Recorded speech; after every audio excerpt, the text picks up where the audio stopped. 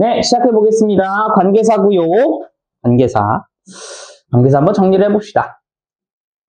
일단 기본적으로 관계사를 어떻게 만들어지는지만 간단하게 보여주고, 그리고 나서 정리를 한번 해볼게요. 관계사 만들어지는 거는 보통 단어 문장 두 개에서 만들어지죠. 그래서 예를 들면은 제가 맨날 해주는 겁니다. 예시.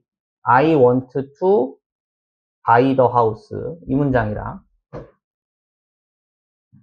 그 다음에 she lived in the house. 이렇게 두 개의 문장이 있다라고 쳤을 때, 이렇게 두 개의 문장이 있다고 쳤을 때, 자, 빠르게만 보여드릴게요. 187쪽입니다. 87쪽. 자, 여기에서 이제 선행사라고 하죠. 선행사 the house랑 똑같은 놈을 쳤습니다. 그죠? 그 다음에 요거를 관계대명사로 바꾸죠. 그래서 which나 that이나 아니면은 who 이런 걸로, 또는 whom 이런 걸로 바꾸고요. 소유격인 경우에는 whose, 보통 이런 걸로 바꾸죠. 그죠? 그래서 이렇게 바꾼 다음에, 바꾼 거를 여기 있는 문장 제일 앞에다가 갖다 놓습니다. 그죠? 그리고 나서, 안 보이니까, 이 문장 전체를 선행사 뒤에다가 갖다 놓으면은 관계대명사는 끝이 납니다. 그죠? 그래서 최종적으로는 어떤 문장이 되냐? 조금은 작게 쓸게요. I went to buy the house. 여러분들 이거 딱 보시면서 그냥 맞아, 당연하지 이런 식으로 돼야 됩니다. 자, 처음에는 which she lived in 이렇게 되는 거고요. 첫 번째 문장입니다. which she lived in 이렇게 되고요. 그 다음에 하나는 전치사랑 관계대명사가 함께 나갈 수도 있죠. 그러니까 어떻게 되는 거야? in which she lived 이렇게도 가능한 거고요. 그 다음에 전치사 플러스 관계대명사가 특정한 장소나 시간이나 이유나 방법 등을 이야기할 때는 얘를 관계 부사로도 바꿀 수 있죠. 그래서 얘 같은 경우에는 장소를 의미하는 거니까 where로 바꾸면서 where she lived 이런 식으로도 가능하겠네요. 그래서 이런 아이들이 모두 다 똑같이 하우스를 꾸며줄 수 있다. 이렇게 보면 된다 라고 했습니다.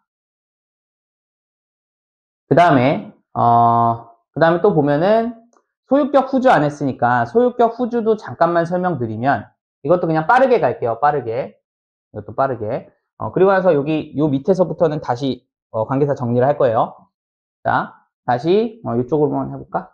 그래서 예를 들면은 이런 문장이 있죠. 예를 들면은 I love the boy. 나는 그 소년을 좋아해요.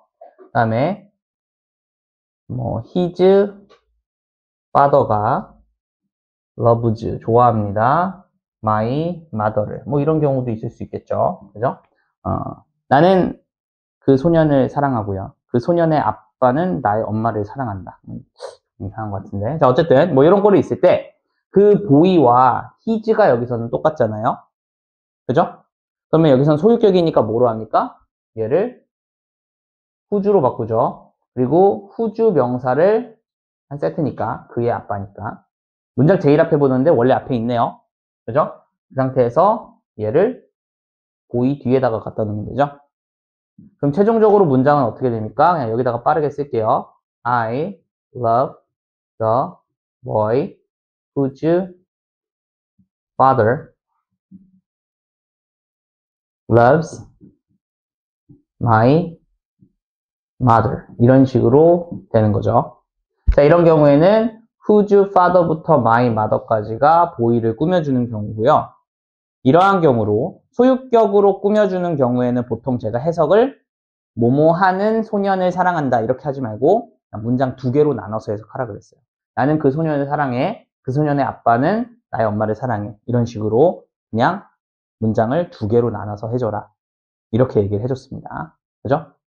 그리고 관계대명사 what 같은 것도 있었죠. 관계대명사 what 같은 것도 있었는데 그거는 정리하면서 한번 해보도록 하겠습니다. 자, 일단은 관계대명사, 관계사의 기본 개념은 이겁니다. 관계사의 기본 개념. 알겠죠? 그리고 나서 이제 관계사를 한번 정리해 볼게요. 관계사가 뭐가 있는지 한번 정리를 해봅시다. 제가 요거 정리를 하면 여러분들은 끄덕끄덕 하실 수 있으셔야 합니다. 가볼까? 미안. 자, 관계사입니다. 자, 관계사의 해석법이라고 보셔도 되고요. 아니면 그냥 관계사라고 보셔도 되는데, 자, 일단 제일 처음에 관계사는 뭐가 있냐? 일단 관계사는 명사를 꾸며주는 거죠. 그러니까 명사가 제일 먼저 나오고요. 그 다음에 관계 대명사가 나옵니다. 그 다음에 동사가 나온 구조가 있죠. 자, 보통 이렇게 관계 대명사 다음에 동사가 나오는 경우에, 그러는 경우에 해석은요, 동사하는 명사, 보통 이렇게 꾸며주게 되겠죠. 그리고 여러분들이 여기에서 조금은 아셔야 되는 거.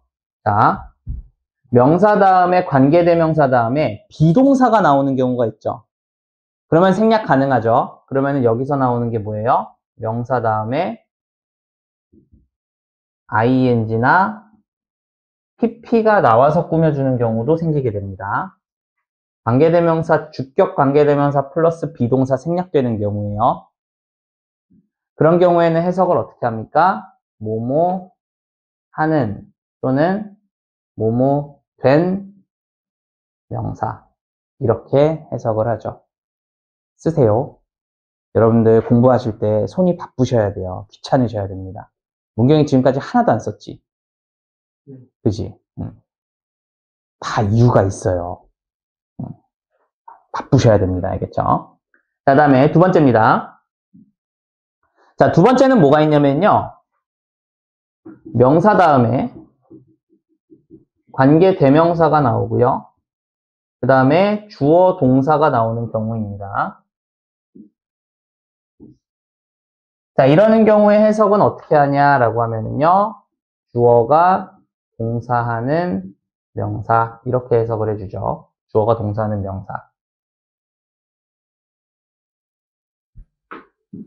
그리고 세 번째입니다. 이번에는 관계대명사 다음에 주어 동사가 나오면은 저기 있는 관계대명사 생략 가능하잖아요. 그러니까 어떤 구조가 나옵니까? 세 번째는 명사 다음에 그냥 주어 동사가 나오는 경우가 있죠. 자, 이런 경우에는 똑같죠. 어차피 생략된 거니까 해석은 주어가 동사는 명사입니다. 그죠? 관계대명사 다음에 주어 동사 나오면은 관계대명사 생략이 가능하죠. 그 다음에 네 번째입니다. 자, 네 번째 같은 경우에는 이번에는 요 위에 있는 경우에요. 전치사 플러스 관계대명사가 나오는 경우도 있죠. 그죠? 그래서 명사 다음에 전치사가 나오고요. 관계대명사가 나오죠. 그 다음에 주어 동사가 나오는 경우입니다. 전치사 관계대명사가 나오고 그 다음에 주어 동사가 나오는 경우예요. 참고로 여기서의 관계대명사는 생략한 거고요. 그리고 여기서는 전치사 관계대명사가 나오기 때문에 얘는 생략 못해요. 자, 이런 경우에는 전치사의 의미를 먼저 줍니다. 그래서 in 위치가 나오면은 그것 속에서, under 위치가 나오면은 그것 아래서, 그것 하에서, 그죠? 또는 뭐 on 위치가 나오면 그것 위에서, 이런 식으로 해석을 해주고, 그 다음에 주어가 동사하는 명사, 이렇게 해석을 해주면 됩니다. 알겠죠? 전치사의 의미를 주고 주어가 동사하는 명사. 굳이 이걸로 따지면 뭐예요? 나는 그 집을 사고 싶어요. 그 집에서 그녀가 살았던 그 집. 이렇게 되는 거예요. 됐죠? 자, 그 다음에 이제 뭐가 나올지가 여러분들 좀 예상을 해야 돼요. 자, 다섯 번째는 뭐겠어요? 명사 다음에 여기 있는 전치사 플러스 관계대명사가 뭐로 바뀌는 거야? 관계 부사로 바뀌죠. 그래서 주어 동사가 나오는 경우입니다. 얘가 전치사 플러스 관계대명사가 관계 부사로 바뀌면서 나오는 경우죠. 그러면서 얘는 또다시 해석은 어떻게 되니? 이번에는 전치사의 의미가 사라집니다. 그래서 주어가 동사하는 명사가 됩니다. 주어가 동사하는 명사. 그리고 당연히 관계사 다음에 주어 동사가 나왔으면은 이 관계 부사도 생략이 가능하죠. 이 관계 부사를 생략해버리면은 이제 6번째 뭐가 나옵니까? 명사 다음에 바로 주어 동사 때리는 경우가 나옵니다. 바로 이렇게 때리는 경우가 나오죠. 조금만 위로 올릴게요. 자, 명사 다음에 바로 주어 동사를 때리게 되면은 해석은 당연히 위에 있는 거랑 똑같겠죠? 자, 그리고 나면, 선생님! 왜요? 아니, 이 인간아.